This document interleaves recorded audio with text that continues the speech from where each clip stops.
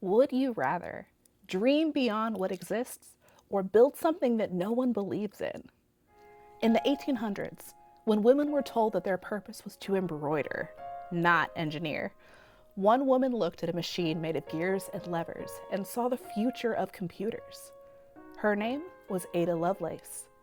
Poet's daughter, mathematician, visionary, maybe the first person to write code before anyone even had a word for it. Ada was born Augusta Ada Byron. Yes, that Byron. Her dad was Lord Byron, the famously poetic chaos gremlin who wrote about doomed love and then promptly doomed his own marriage, leaving when Ada was just a baby.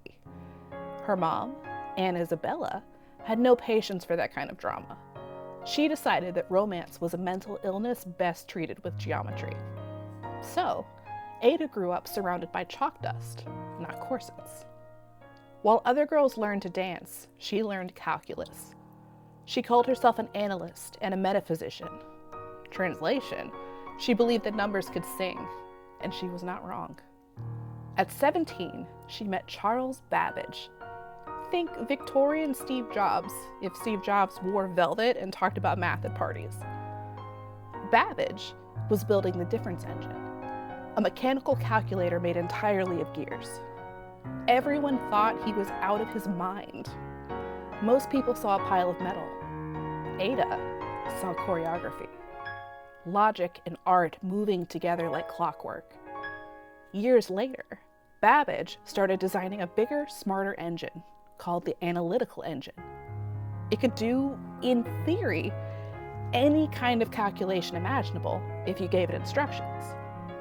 Ada realized something that no one else did. This was not just a calculator. This was potential.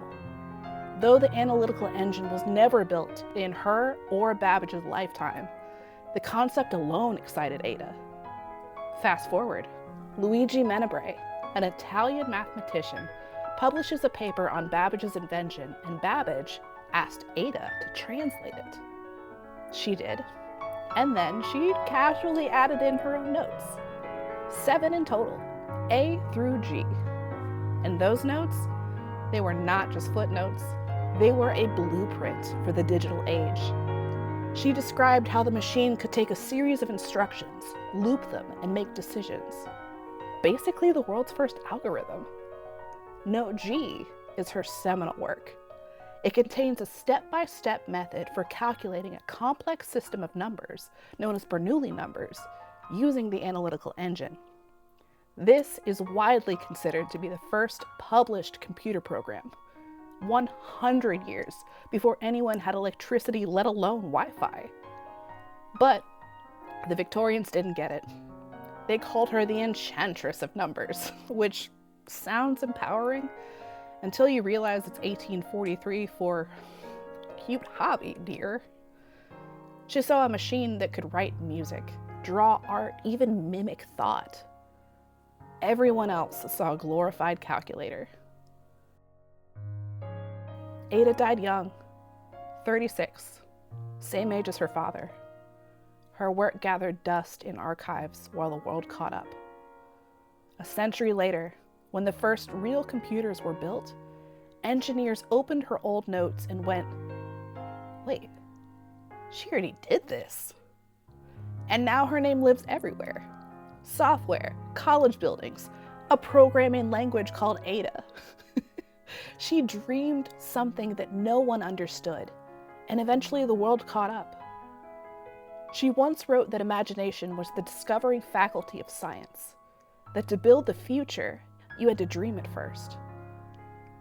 She looked at a machine and she saw art. She looked at art and she saw math. She saw the future, and she was right.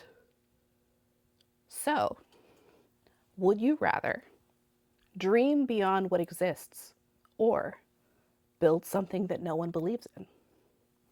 History is full of choices. Which one would you make?